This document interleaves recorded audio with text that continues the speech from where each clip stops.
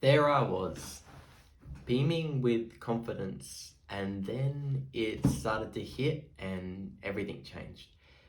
Have you ever felt that you've tried to do something, you're quite proud of it, but then before you know it, the it changes.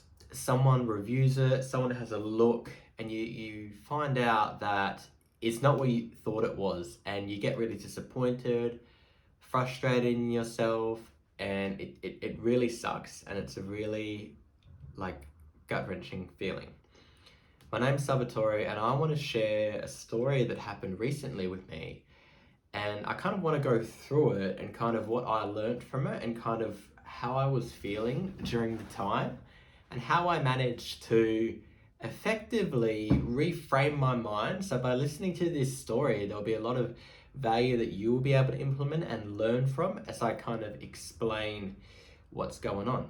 So see, this relates to my work, and I won't go into too much details, but effectively I have to write reports. I have to support my reports with evidence and effectively explain why something's the way it is. And for a while, I've been, just over a year at this job, and I feel that I've built my confidence up, and I'm starting to understand what to look at, where the information is, and I was kind of feeling that I was starting to get into a bit of a flow. As the thing is, with these reports, there's time frames which will kind of come into realization that happens soon. So what I ended up doing, when I felt I had prepared it to an extent, I sent it for review, and once I'd gotten it back, it then hit me. I had all of these comments effectively saying, what's supporting this, structure's incorrect, doesn't make sense, what are you actually talking about, and how is this of benefit, and where is your logic? And of course, seeing this for the first time, understanding the impending deadlines and dates, made me worry quite a bit. But interestingly, what made me worry more so was that I had felt like, for me working there for a year, I was worried that I wasn't actually progressing, meaning that I had wasted time and I was no further along than when I'd started. And of course, that kind of hit me the most because I've undertaken as part of my plan with the manager, seeking to develop my understanding and proficiency at the job to, of course, get to the next level. And this kind of, flagged for me that maybe this might not be a reality. And of course, at the time, I had an interesting thought. I was thinking, well, it's not my fault, it's this person's fault, they don't understand what I'm trying to do. But interestingly, that wasn't the prevailing thought. All the ideas such that that person's wrong, I'm right, like a type of almost arrogance and like walking away from the problem. Or even sticking my head in the sand and saying, no, I know I'm right, this person's wrong. So what I had thought of instead was that I had instead reframed myself, and at this point in time had realized this is all on me. This is a report that I've written and I've taken ownership over, therefore it falls with me, it falls on me.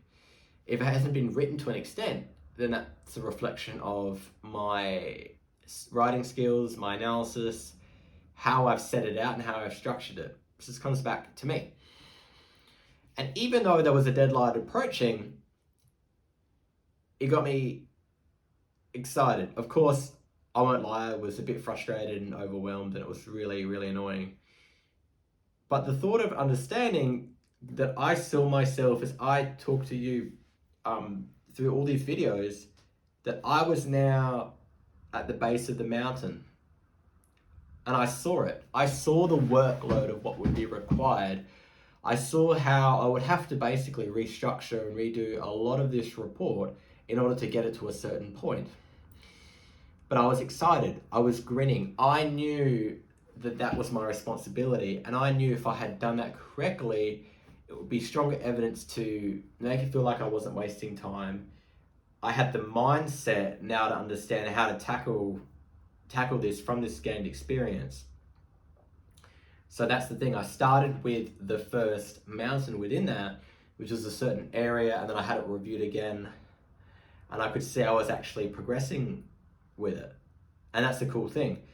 It still needed work, which was again frustrating because I thought, fix it once, it's okay. But by going through this process, I was able to understand what was important and what I needed to continue to build and develop in order to get it to that point.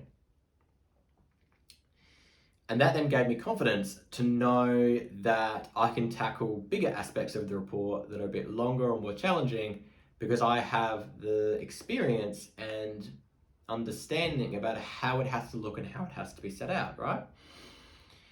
And I'm really grateful for this opportunity and such a, I guess, harsh reality wake-up call, opposed to kind of being told it's okay type of thing. And I was excited, the idea of being able to knuckle down on this, put more time into it, which would normally be a bad thing, but where I am at is such that if I was to work overtime, then I get additional time in lieu, which I could take off later. So kind of, I feel it would balance itself out. So if I was to do that, it's kind of like in the back of my mind, when the time's right, I'll be able to, take a half day or, finish up an hour earlier. But now I'm kind of heading into that crunch time when it's getting to the point where a lot of time has to be sunk in to fix this, to develop myself and get myself to that next level, to conquer the next big mountain or the series of mountains within that, to finish the report, to get it to the standard to where it needs to be. And that's the thing. Going back to you and what I want you to learn from this idea of taking accountability and I guess the inherent masculinity and ownership of that, is that you alone have the power to fix this, and the more ownership you take, the more you'll realize that this is something that can be overcome, as opposed to kind of like burying your head in the sand, running away.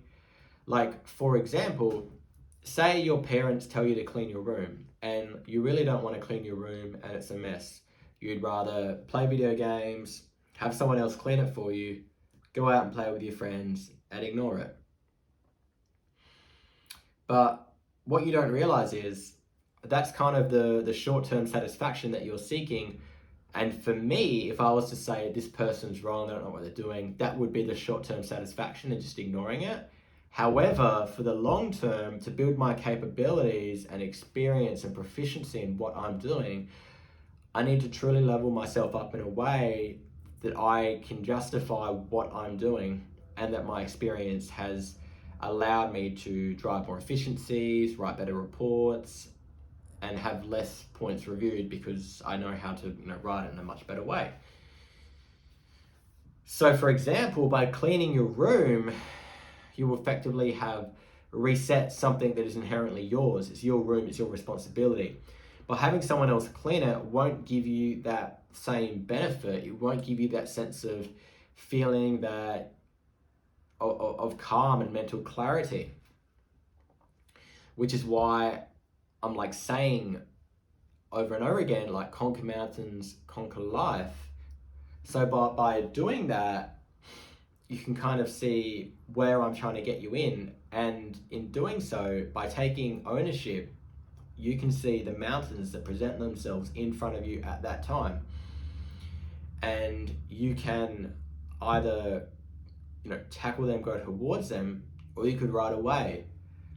But by conquering them, you'll continue to build confidence in your own self. So it could be outside of work, it could be exercise, it could be going for a run, it could be going for a bike ride, it could be taking the time to journal. All these things are a way that you can conquer the mountain and conquer life.